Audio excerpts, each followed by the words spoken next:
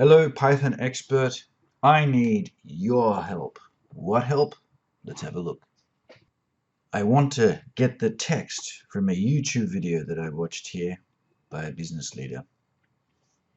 And I found a nice program that I can use to export this speech, this text. Well, good morning, tell and collect. Yes, good morning.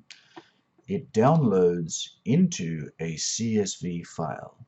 So I did this. Let's have a look at the CSV file. And here it is.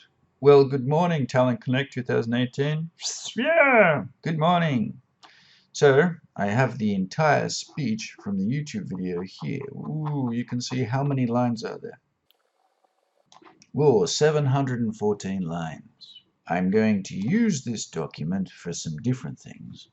But one of the things I want to do is to take all of this and put it into a normal Word document. If I paste it like this, then I have a table, I have this on different lines, and I don't want it on different lines. One thing I can do without Python is use my mouse and copy, and then paste. That's one. Copy the next one. Discipline and hard work, people.